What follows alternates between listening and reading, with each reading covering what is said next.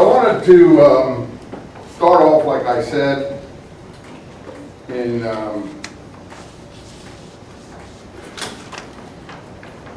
want to start off, like I said, with looking at Eusebius. But first of all, we were doing the background a little bit, and how far down in the history did we get?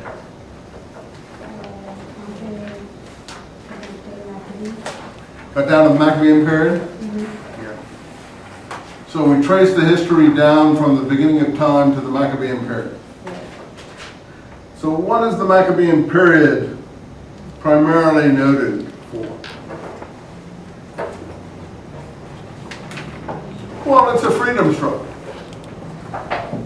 a national liberation struggle. That's really what the Jewish festival of Hanukkah is about. Hanukkah is their commemoration even to the modern period. It's very weird that they would be commemorating a military victory 2,200 years later or so. And that's one of the problems with Hanukkah, actually. I'll write it on the board here where the Jews are concerned. I think, you know, when you're trying to culturally survive as a people or a culture, you have to have symbols that are meaningful to your constituents as opposed to symbols of other people who are in a democratic melting pot pulling on them, right?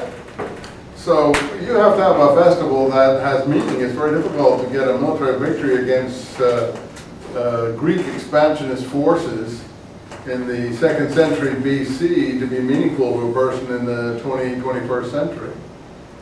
It's very difficult. And that's because some of the larger aspects of the holiday or commemoration, if you want to call it, are mistaken or missed. And for our purposes, it's very important for the Jesus event and what happens after that in Christian origins to understand the ethos of the country and what was going on, because you really can't understand if you just portray a church and Peter, Paul, John, other successor figures, individuals to the Jesus story or event, whether historical or not, semi-historical, however you see it.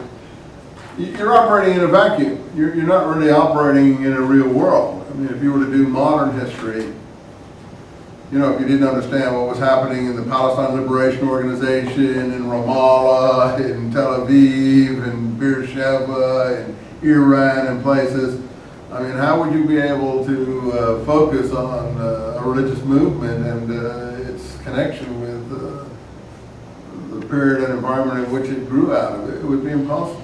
And I think that's the first shortcoming that you'll find when you encounter people who feel close to these traditions. The very real historical dearth or lack that they have. There's a huge, what we call, lacuna there. They really, I mean, it's the same in Islam too. For Muslims, history begins with Muhammad's appearance. And they were not interested in anything that came before that, except insofar as have a mythological understanding of Abraham or someone like that, but that's an event that would be 3,000 years earlier. I mean, what, I'm going to base myself on something that happened in the time of Ramesses, the Emperor of Egypt in California. I'm going to do that. I mean, you could in California, actually. But it's not, it's that really unrealistic, absurd, preposterous, if you want. So it's really important to know the times, and I teach Islam classes, so I try to explain to Muslim believers, people in that tradition, outsiders, what was going on in the Arabian Peninsula at the time of the coming or birth of the prophet, what the forces were, what the groups that were there beforehand, what they represented, what had produced the situation in which he came. And it's really amazing how little interest the people who are a part of these religious traditions have in that. And yet I think it is crucially important for evaluating it. So in our point in this class, even though we're doing Christian origins, in particular the Paul and James dispute, which I think is the focus of what you can do with Christian origins in the first century. I don't want to go much beyond the first century.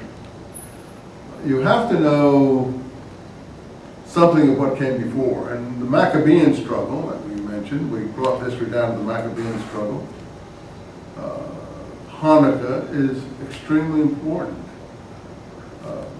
I've always theorized that even the date of Christmas, December 25th, might have something to do with the Maccabean struggle. Even though everyone knows that it's taken to some extent from a Roman festival, I think it was called the Saturnalia, when the, I don't know what the god Saturn was, but I think when the sun was supposed to have been in the underworld and it was about to achieve a new birth or something, some Roman festival in midwinter that was to commemorate that was transferred into the birth date of Jesus, because even in the Gospels it's quite clear that Jesus is not born in the middle of winter. I mean, there's lambs and different things like that skipping around in there. Whether those stories are historical, I don't know, but I don't think anyone knows the date of Jesus' birth, or whether it was in the spring, summer, winter, or whatever. But these are Roman determinations that were made as the history, as the church grew up in a Roman framework, particularly in the Roman church, as it's so called, under the Roman imperial tutelage. So these festivals were transferred from a pagan, if you like, environment over to a Christian environment. But it always, I don't even know if the Saturnalia was the 25th. It was more, the change of the equinoxes is around the 22nd, isn't it? 21st or the 22nd. And I'd have to do some research on the Roman festivals related to the equinoxes to apprise myself of that. You could do a paper on that subject, I guess. But, it's clear in the Maccabean text that the Maccabean festival is the 25th of Kislev, as they say, the 25th of Kislev. So I always question whether the very 25 number had something to do with the determination of Christmas in a Roman sphere. It may have nothing to do with it. It's just something running around in my head as a possibility. And that's why I throw it out to you as something to think about if you think it's worth it, or you think it bears considering any further than that, just to know. And what's Kislev? Kislev was the Jewish 12th month. So it really was the December period. And that's why Hanukkah and Christmas are almost at the same time always.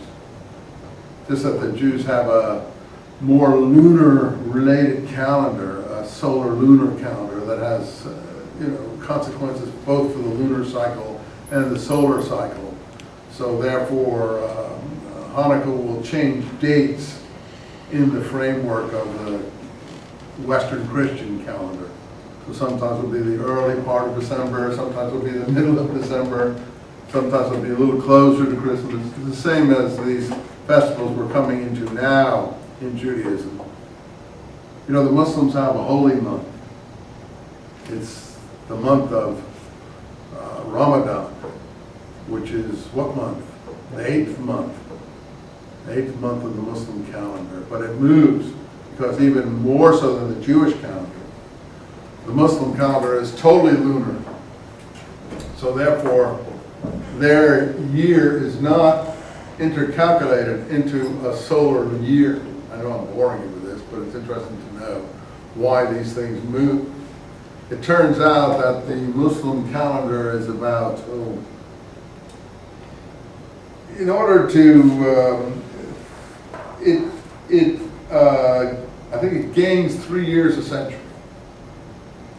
So you can figure out how fast it's, how many days it's missing. To be speeding up, it has to be missing days.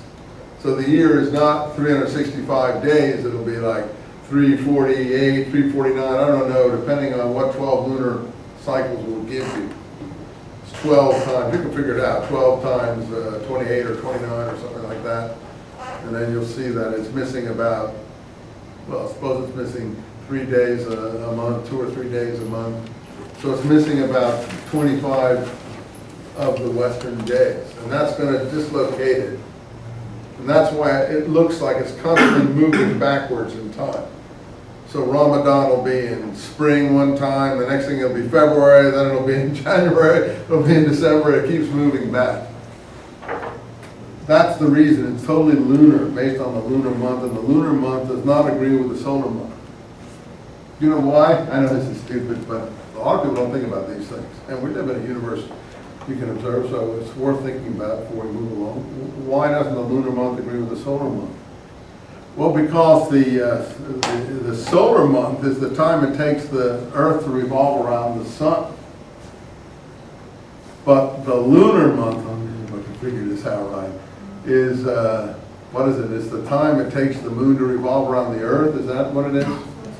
So there's no reason why these should agree in any way, shape, or form, and they don't. They're totally different speeds, and so what the Christians and the Jews did was intercalculate a certain number of days to try to make it link up. And in the Julian calendar, we have a leap year. So that means every 4th year, even our days don't, every 4th year you have to add a day in order to make it even the solar agree. I don't know what they did with the lunar and the Julian calendar. Yeah, what was your point? I was just going to say that I know a lot of Christians, Christian Orthodox, they celebrate their Easter with the Passover. They're moved back. That is true. The Greek Orthodox, I mean, I've been to Greece and other parts of the Christian world where they use a Greek Orthodox calendar. In Russia they do too. And I know that Christmas usually is about 3 weeks later. It's usually in January sometime. And Easter, the same thing. It's very confusing, but it has to do with their calendar being not totally different. They never accepted the Western Julian calendar. I think they use the Gregorian calendar or something like that. Yeah, but usually you can figure it out. I think it was about 21 days difference or something like that. And so you can just count 21 days to get when the Greek Orthodox are going to celebrate their Easter or Christmas. So, if you go back to the Maccabean Festival, I think more important than the national liberation struggle, which is part of it, is the idea Hanukkah actually means what? What's the Hebrew word mean? Dedication or rededication. So it's the consecration or rededication of the temple. And that is what the whole festival is supposed to be revolving around, what's called the Festival of Light, because some miraculous thing, the candle burned 12 days or something like that, or 8 days, I guess it is. Christmas is 12 days. Hanukkah is 8 days. But you read the Maccabean books in the Christian Bible, not in the Jewish Bible. They're not, by the way, in the Protestant Bible either. Listen, these are spin-offs, but it's my way of trying to bring you all up to the same level. Is that okay with you? Oh, yeah. Because we want to fill in any gaps in your information. Some people might know these things, other people may not. Right? So, why would the Hanukkah or the Maccabean books that describe why Hanukkah is celebrated and the military victories and the struggle against the Greeks, before we even go there, why are these Greeks that are being struggled against? Even though the armies are probably not native Greek armies, the culture is Greco-Hellenistic, as we call it. How did this come to be that these are Greeks that the Jews are struggling against? It's Alexander. It's Alexander, right. It's Alexander. And there's 2 movies coming out very quickly this spring and fall about Alexander, one with some Australian actor, I think, and the other, I forget who's playing Alexander. Anyway, there's a couple of movies coming down the pipeline about Alexander. He suddenly got popular. He's easy to date. 333 BC. He conquered these parts of the world. Came through Middle East, Palestine, and other places, down to Egypt in 333 BC. That's a really easy date to remember. And then he died 10 years later under curious circumstances, either from wounds, heavy drinking, or poisoning. Probably, I think, poisoning by people who didn't either like him, were jealous of the power he had, or were concerned about his mental state. In any case, he died, a fairly young man, in 323 BC, and his empire, as it were, which had gone all the way to India by that time, and included the whole previous Middle Eastern influence sphere or control sphere of the Persians. He conquered and defeated the Persians, who had a very large empirical spread from the Mediterranean all the way out to India. And then he, therefore, took over their capital in what we now call Iraq. It was a place called Susa, not far from present-day Baghdad. And then he moved further east. But when he died, and this will be very important for our different biblical books that relate to this, his empire was divided up into 4 parts among his generals and his close companions, as it were, like Jesus, if you will. And who can tell me what the 4 parts were?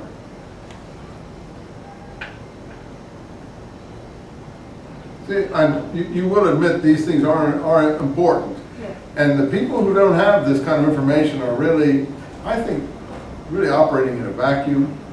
And their opinions on the meaning of their documents, the historicity of their documents, are really not worth very much. Since they don't even have the grounding in the world in which these documents emerged to base their ideas on. So it's mostly based on their imagination, their wishes, their dreams, or their preferences, but not based on any really firm historical insight.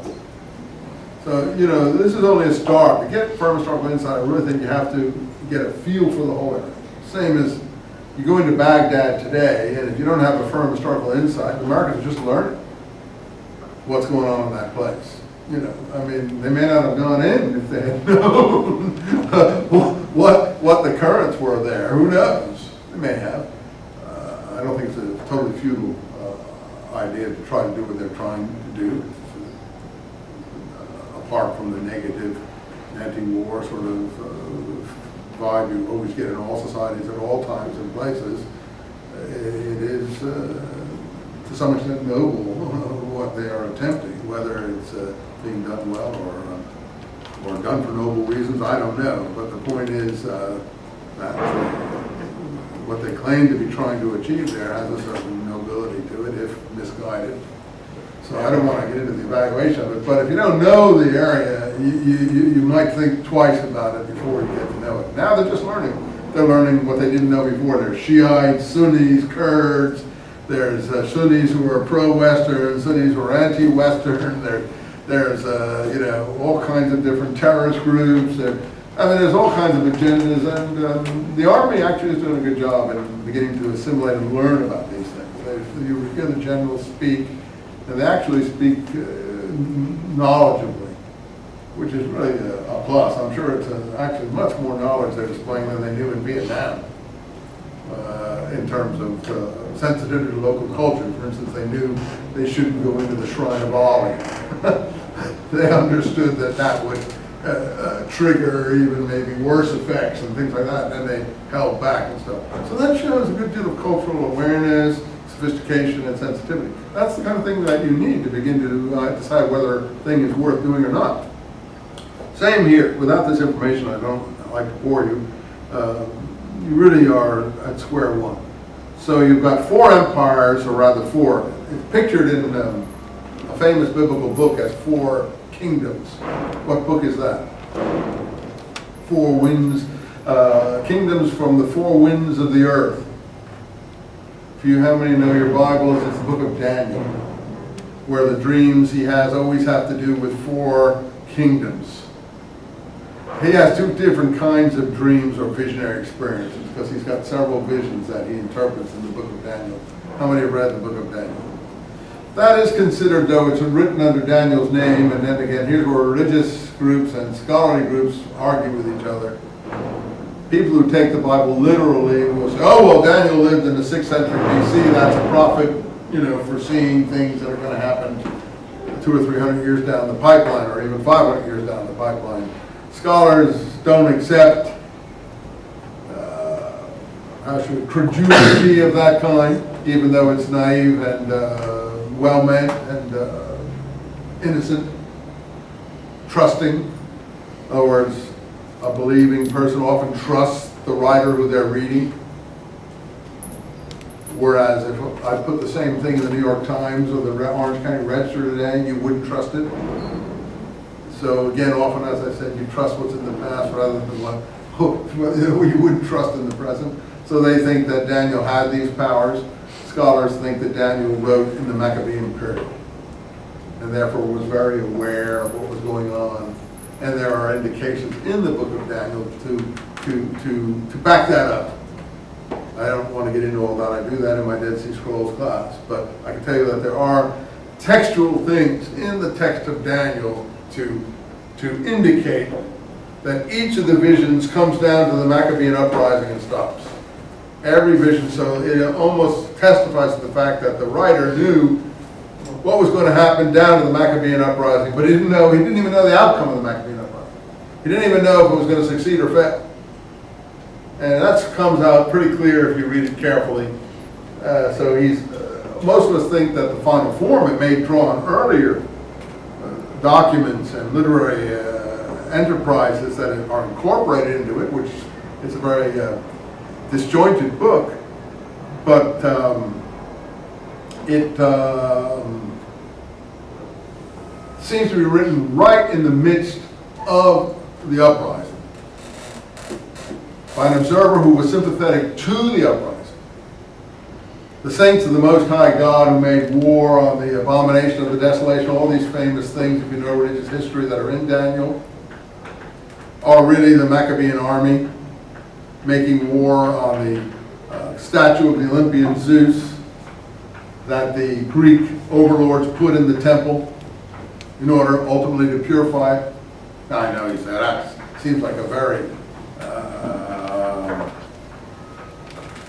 one-sided interpretation of Daniel. Well, if you look at it carefully, you'll find that more or less all these indications are there, but you wouldn't know it if you didn't look carefully. If you just take it as superficial meaning, it doesn't say anything like it. So he knows about, for instance, he knows not only about the four kingdoms of the four winds, he knows about a succession of kingdoms that he represents in terms of animal life. I think he has one is a leopard, another is a bear, another is a lion with horns, another is a goat, or so on. In any case, it always turns out that he gets down to the 10th or the 11th, the horns of the different kings usually of this given empire. And it gets down to the 10th or 11th horn, which is the Antiochus Epiphanes, the figure in the Hanukkah stories that the Maccabean warriors are fighting against, and is the evil demon, if you like, of the Hanukkah festivities. It always goes down to him. He has a mouthful of boats, and he's going to be uprooted and so on. If you look at the visions, and then you read the Maccabee books, you see that he's described in the same way. These are contemporary writings. And so it's quite clear that it knows history down to that period. So one of the beasts is the Persian Empire. Another beast is the Medes. Another beast, depending on the hairy he-goat that comes from the west, is Alexander. And it's quite even though the history is represented in terms of kind of Aesop's fables, animal stories like Disney, Walt Disney, it's pretty clear what is being presented there. When I say the kingdom of the four winds, that's a later situation after the death of the Greek king, when his kingdom is divided to the four winds. And that is the four successor generals of Alexander the Great. One in Greece proper, back in Macedonia, wherever it was. Another in Asia Minor. A third in Syria. And a fourth in Egypt. The generals took over those areas and established many dynasties of their own. The two that concern us in Palestine are the one in Egypt that was very interesting to the Romans as well, and also astronomy. Ptolemy's, after the general Ptolemaeus, who was one of Alexander's companions, and the other one after the general Seleucus, who were called the Seleucids in Syria.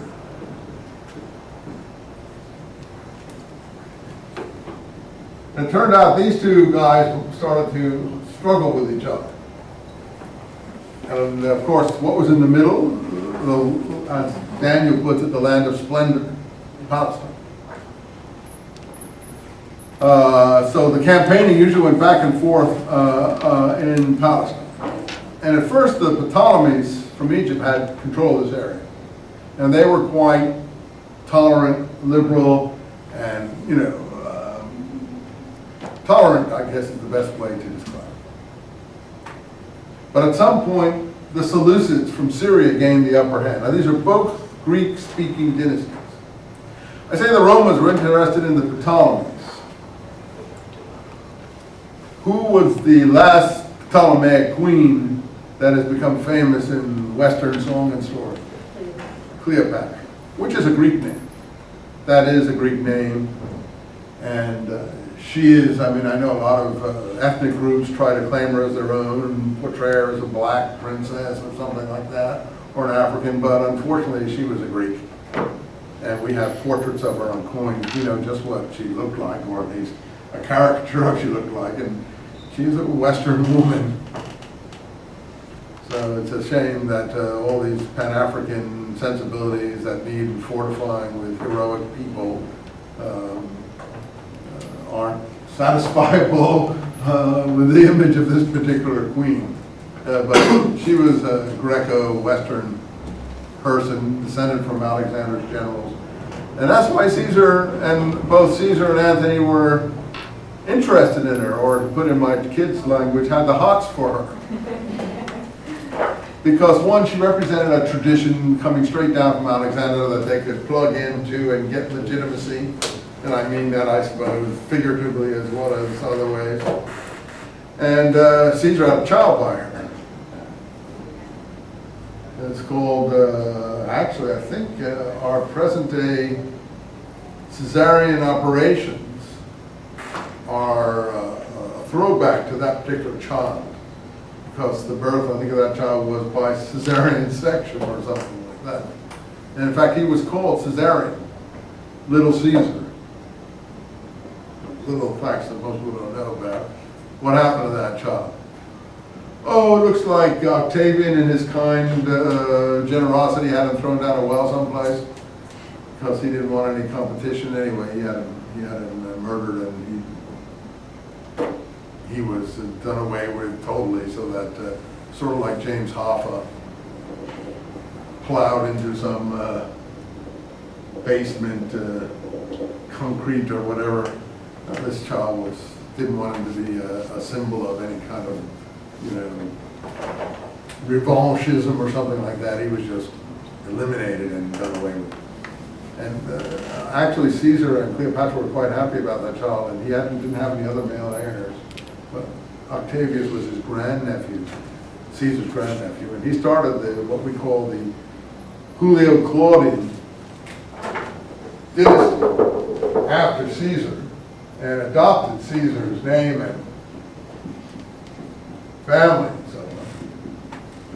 Why do we call the line of emperors in Rome, starting with who? Octavian, who became what?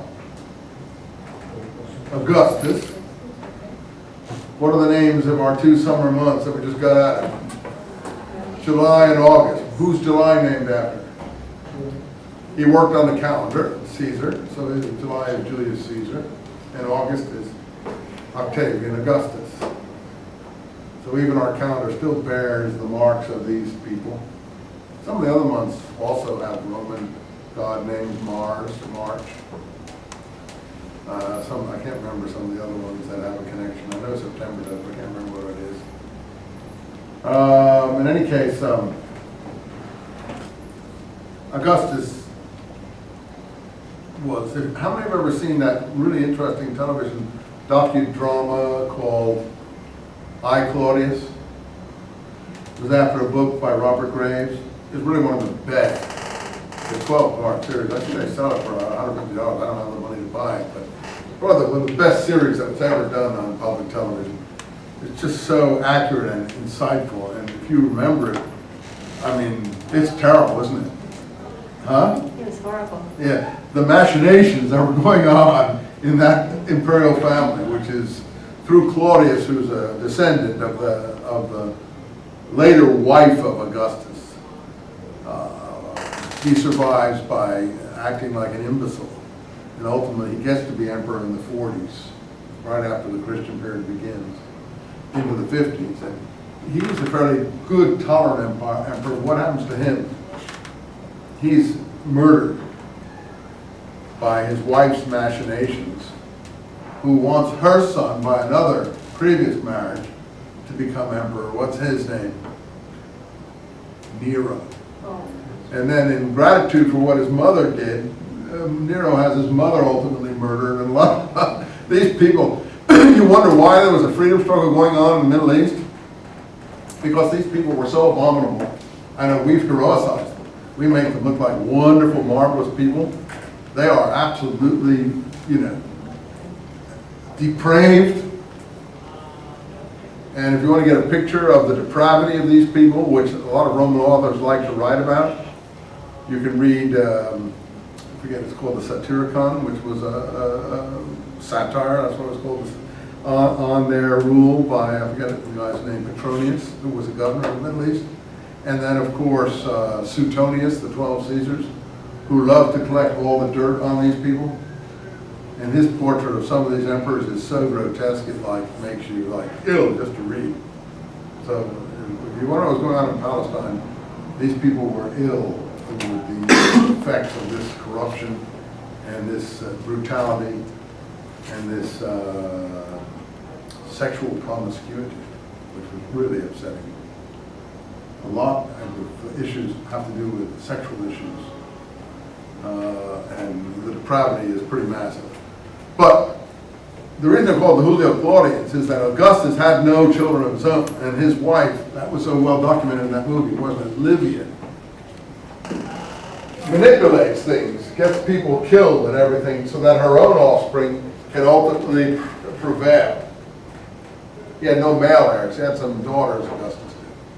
But ultimately she gets them all killed, poisoned and everything else, and she sort of grafts her own offspring onto the Caesar offspring. This is the Claudian family. And they really are a bunch of sickos. If the Caesars were bad, the Claudians were worse. And then Nero gets grafted onto them. Which is why, you see, this is the background against which Christianity has to be looked at. This is the power structure of the world. If you're looking at Roman governors who are wiping their hands of problems in Palestine, don't you believe? This is just propaganda. This did not happen. These people are monsters, and the main thing they're worried about is civil unrest and subversive events, activities. And they kept very careful records too. And we're going to see, Eusebius is going to tell us that the records of Pontius Pilate's governors that don't agree with the gospel portrait. And so he gets very angry about this and wants these records. He says they're forgeries. They couldn't, but they probably were actual chancellery records. They were called the Acti Palati. Again, I'm getting a lot of scattered material, but slowly, hopefully, it'll all come in a couple of, like, 4 or 5 weeks. It'll slowly come together as a picture in your mind, because, you know, you can come from any direction, and you can come into the center. Just have to accumulate knowledge like a snowball, okay? Basically, that's the way to do it. Just think of a snowball gathering snow as you go downhill. It doesn't all have to be straight line relationship. When you go to sleep at night, your brain will sort out the relationships. The data is cataloged like on the internet in your brain, and then slowly all the connections occur while you're sleeping. Your brain is putting it all together in a fairly rational, hopefully if you got any brain, unified way, without you having to do anything. It just sorts it all out like a sorting machine. In any event, the Acti Palati is something that Eusebius will tell us about that appeared in his time, and it was supposed to be the Roman chancellery records of Pilate's. Acti means the Acts, just like our book of Acts are the Acts of the Apostles. The Acts of Palati. By the way, our book of Acts is not the Acts of the Apostles, because there's hardly any apostles that do anything in it. That's just a name that it's really the Acts of Paul, and a smattering of Peter thrown in. It should be the Acts of Paul, because from about the time Paul introduced till the end, it's just about Paul. So there's no other apostles. In fact, if you ask me what the other 10 apostles did from reading Acts, you decide, there's no way to know. There's no information. Now that right from the start, that, I can see on some of your faces are even like, what? Puzzles believers. Why does it puzzle believers? I'm a critical person, so you're going to get criticism from me, whatever happens. I apologize, but I told you that. But why does it puzzle believers? Because they haven't read the documents themselves often. They don't know what's in the documents. They assume that because it's called the Acts of the Apostles, that it must be about the Acts of the Apostles. Until they read it themselves and find out that it's not about the Acts of the Apostles at all. And in principle, people are left out. Probably purposefully.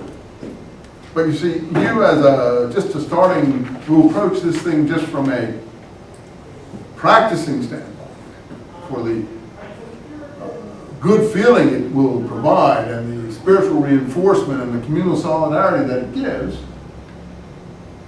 like Christian house painter looking for a job, looking for a good Christian employer or something like that. The solidarity of feeling as part of a cultural group that you can trust is more important to you than anything about how accurate any data is within the documentary heritage that you've been heir to. So right from the start, almost nobody knows that the Acts of the Apostles is not about the apostles. And in fact, well, it is about one, but he wasn't even an apostle. For instance, if I were to give you the other 12 apostles, who are just mentioned in passing at the beginning, I think 10 out of the 12 are never followed in any way at all. The only two that are really mentioned seriously are Thomas and Peter. James, the Apostle James, is mentioned just to get his head lopped off, so that we can make room for the other James who's never even introduced. Because the moment James gets killed, I think it's chapter 10 of Acts, the other James appears, the brother of Jesus, who it turns out also seems to have been an apostle, but we weren't told that. And the people writing it don't want, I think, us to know that. We have to go to Paul to find out that he was an apostle. How do we know from Paul that he was an apostle? This is what we're going to do in this class. Because in Galatians, Paul says, "And I went to Jerusalem, and I was not known by sight among the churches of Christ in Judea. And of all the apostles, I only saw two, Peter and James, the brother of the Lord."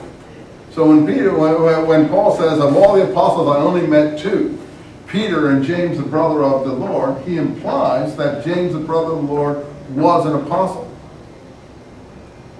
That's how you can start your study, to try to see how the information gels, doesn't gel, develops or doesn't develop, or what you can say about these people, because Acts doesn't even tell us who James, brother of the Lord is. Suddenly he appears and he's there, but it doesn't even tell us who he is. So these are difficult things that we'll get, but I don't mean to, I'm talking about Acts. So acti in Latin is the records of a given administration. In the governorships, it's the records of the different governors. And the Romans were very careful about keeping records. And in the case of Acts, it would be the record of the apostles. That's what it really means. The works, the acts, the deeds, the records of the given apostle. Anyway, to go back here to Cleopatra. And I got back. Usually I saw myself off, but I got back. We got into all this by telling you who Cleopatra was, who Caesar was, who the emperors were, their depraved behavior, the different, why the Romans wanted to plug into Cleopatra. Why they want to plug into her? She was the last representative of the conquest of Alexander the Great. And therefore, if Caesar could connect up with her, he inherits the whole tradition of Alexander, plus he makes his family line fairly royal in a way that it wasn't previously. And he combines the whole heritage of Alexander with his own. How did this go down in Rome? Resented it. They didn't want it. They didn't want her. And this was looked upon very negatively, which because they smelt a coming empire here, which is one of the factors that probably led to his assassination. This liaison probably was one of the factors exacerbating his opponents, because they saw in it his master plan, just the way people claim they see what the Bushes are up to, a dynasty or something. They see their master plan and they want to scotch it, which creates civil war in Rome. What date is Caesar's assassination, by the way? Just to get our dates. Easy dates. 44 BC. Yeah, it's March, but the actual date is 44 BC. So we got 2 dates here to operate within. 333, that's an easy date. 44. So coming down the pipeline, I want to speed up here. You get four kingdoms of Daniel. The two that interest us are the Seleucids and the Ptolemies, named after generals of Alexander the Great. They start petty dynasties. The Seleucids are more intolerant, whereas the Ptolemies are willing to tolerate different religious groups. The Seleucids want total Hellenization, total adherence to Hellenistic norms and cultures, and that's what the Maccabees books are about. The rebellion against gymnasiums, naked athletes, Olympic Games type things, oiling your bodies, showing your sexual parts, putting Zeus in the temple, all kinds of things like that. It's all listed very graphically in the Maccabee books. Now, the other question I ask you, why aren't the Maccabee books in the Jewish Bible? And by the way, those of you who are Protestant, as you may know, your Bible is taken from the Jewish Bible, whereas the Catholic Bible is not. The Catholic Bible is taken from another collection of materials, which was started off in the Alexander Greek sphere, Alexandria. It was called the Septuagint, after a story that 72 Jewish scholars, 72 were invited down to Alexandria by the Ptolemaic ruler. It's in one of the, what we call apocryphal books.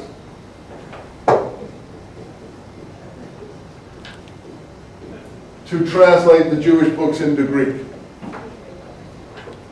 And that was called the Septuagint, that collection. But the Bible hadn't even been put in its final form yet when that was done. So a lot of books were translated that didn't get into the final Jewish form of the Bible, that wasn't really put in its final form to about 100 AD after the uprisings, because the rabbis who had taken over things in that time were afraid that the books were going to be lost. Will it be translated from what language? Hebrew. From Hebrew to Greek? Greek. Aramaic maybe a little bit. I think Daniel's in Aramaic. Most of it's Hebrew to Greek.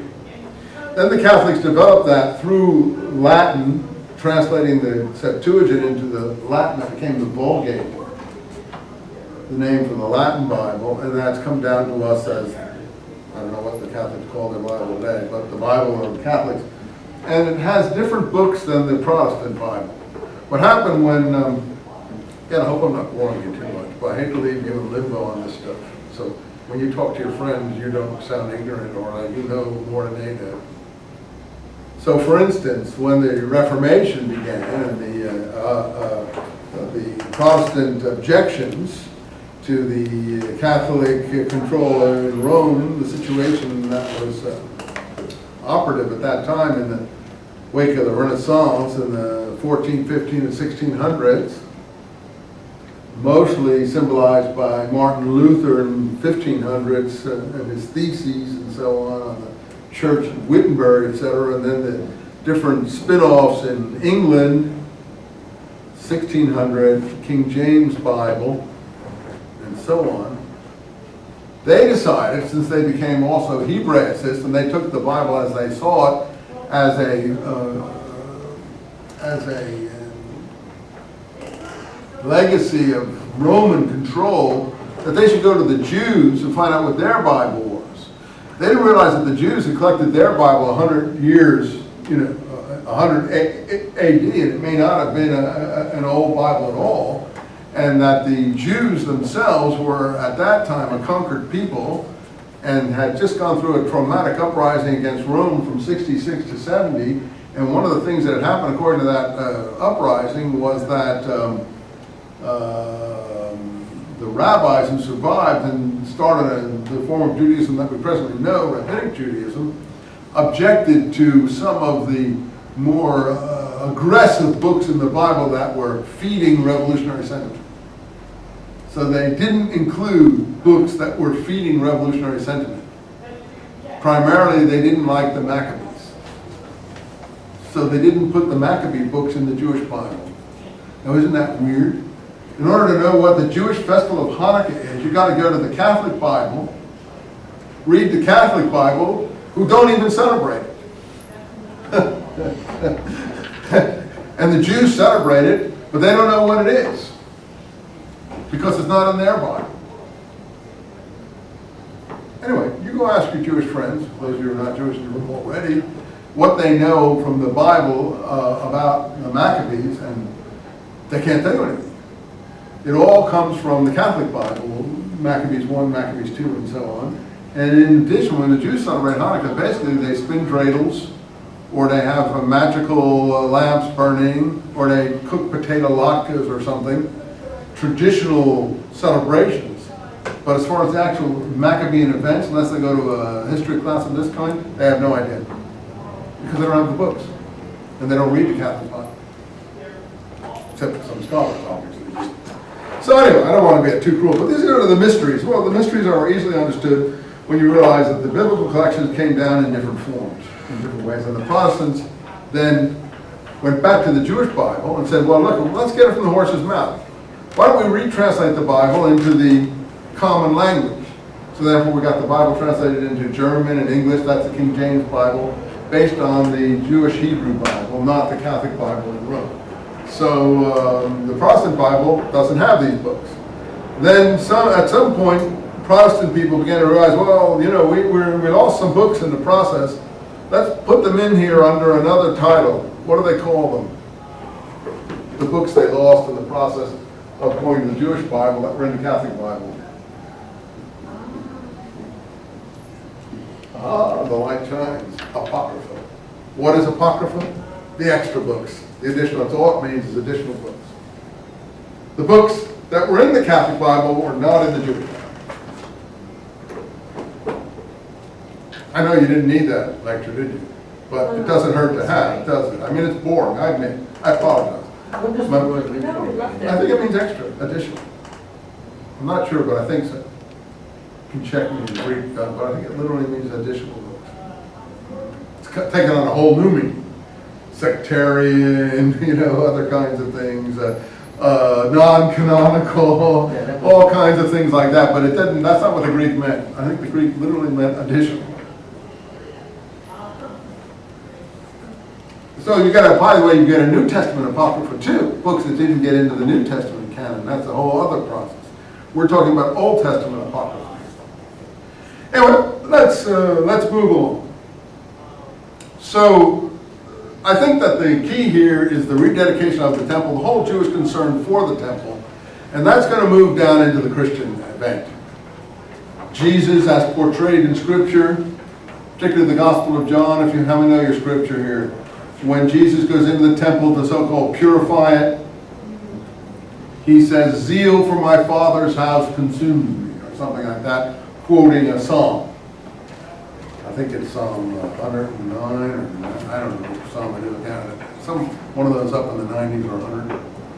And if you look at that psalm, unfortunately, it's a totally Zionistic psalm. But the passage, one taken out of context, is often the way proof texts are done in the way these documents are put together, without looking at the ambience from what it's taken. What I mean Zionist, it's all about rebuilding Jerusalem, rebuilding the temple. I'd have to show you the rest. So when you see a proof text, just don't read the proof text.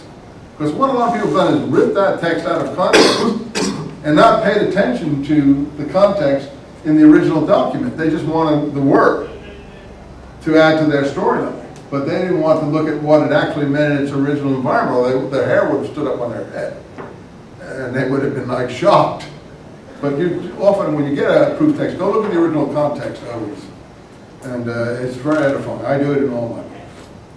I can pick it out now, but I don't have my Bible with me. It would take me too long to do. But if you want, next time, if you bring a book with the Psalms, I can look and find that one, "Zeal for my Father's house," famous quote.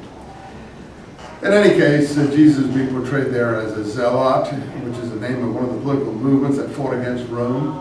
He has zealots in his teaching entourage, someone called Simon Zelotes, Simon the Zealot. These are political, religious denominations of people involved in the freedom struggle against Rome and so on. It's something I will clarify as we go on. But the whole point of what the Maccabees did in the rededication of the temple was purify.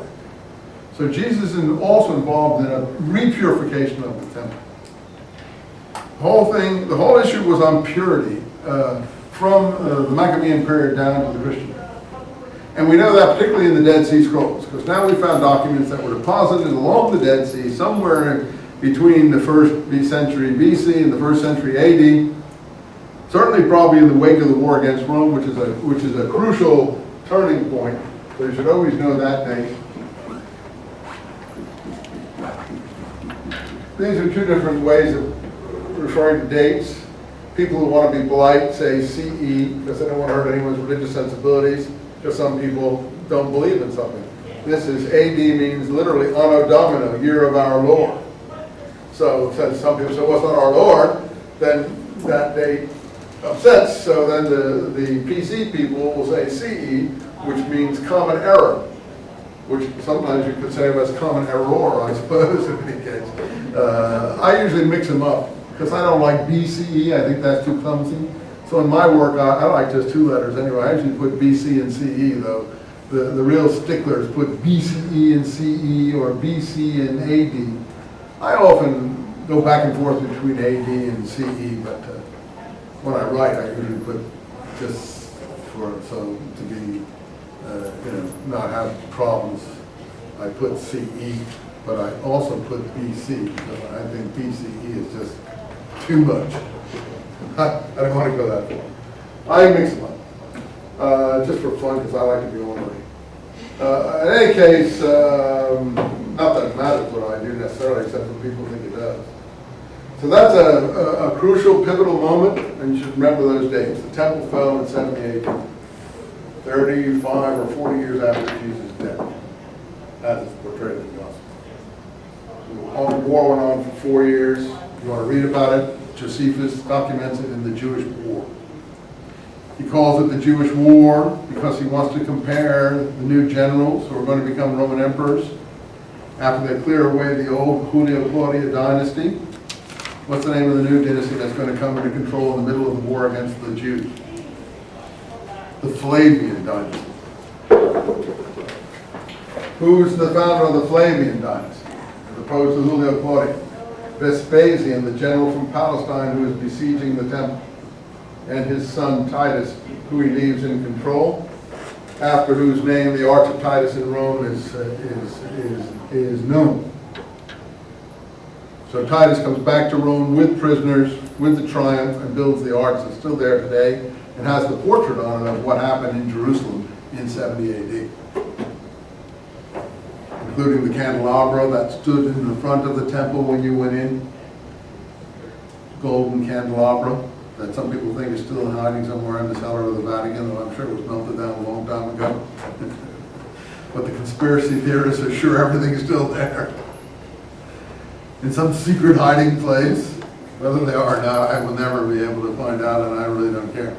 But the point is, this is a new dynasty, and it has to do with why Josephus, as I told you last time, is called Josephus, Flavius.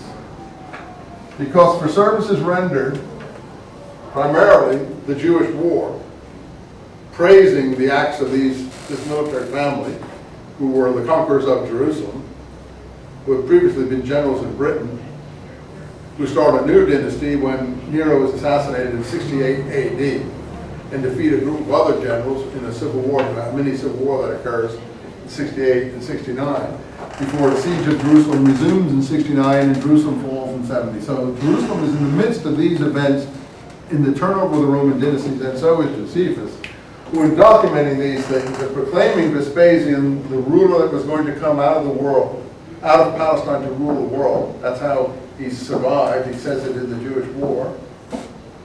Claims Vespasian the Messiah. Christian documents proclaim there Jesus as the Messiah. He's the one that's going to come out of Palestine to rule the world, not Vespasian. So you see, this was in everyone's mind at the time.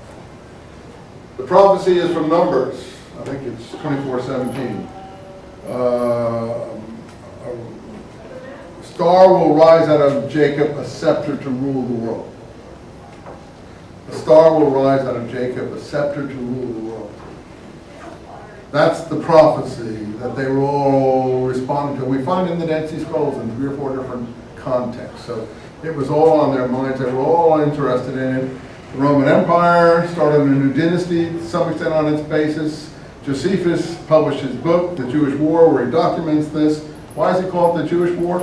He's comparing the Romans and the Vespasian Titus family to Julius Caesar that started the previous dynasty.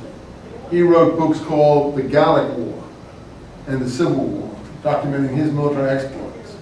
So you name the war after the people you fought.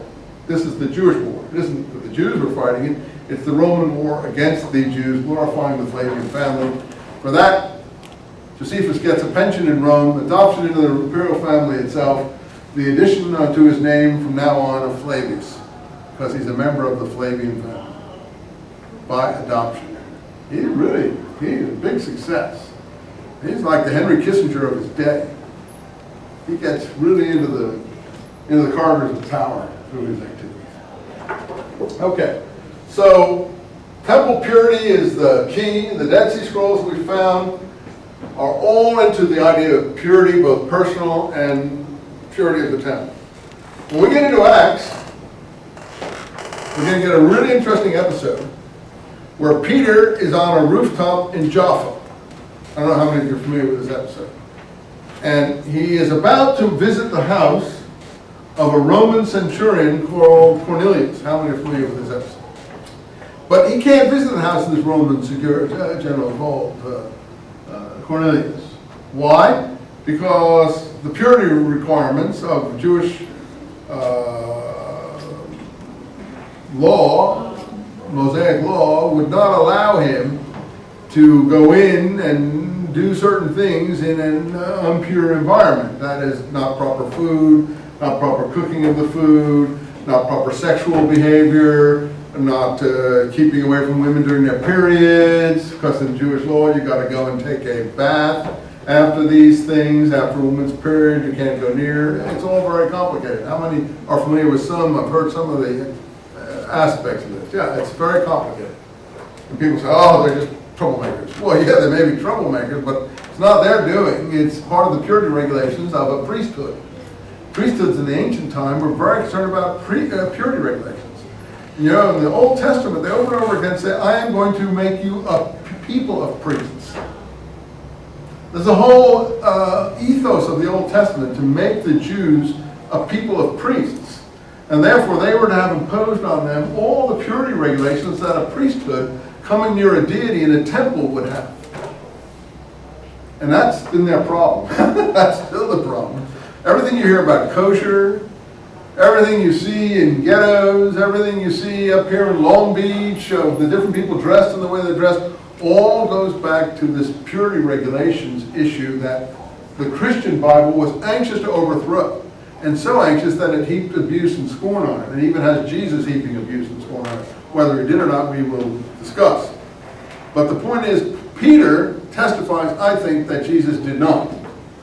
Even though the Gospels, as we have them, show Jesus doing so. Why do I say he did not? Because when Peter goes on this rooftop in Jaffa, that we'll make a lot of, a voice cries out from heaven. How many are familiar with that? And as the voice cries out, a tablecloth comes down from heaven. Now, in Talmudic literature, we call that a bat kol, meaning kol is voice and bat is daughter of. A voice that's the daughter of heaven. I guess its spirit is feminine, I suppose. It's well known in Talmudic literature that a voice cries out from heaven to people and does things. In Greek literature, too. So this voice cries out from heaven, this tablecloth comes down, and on the tablecloth are all the foods of the world, including all the Jewish forbidden foods. And since Peter is about to get an invitation to visit a Roman centurion's household, the most polluted of all Romans, the most impure and unholy of all Roman people, having killed and slaughtered and done every other kind of horrible, brutal act. But Peter, according to the authors of Acts, got to go into this guy's house because Christianity has to be preached to everybody, according to the author of this book. That's the author's agenda. So, Peter's on the roof.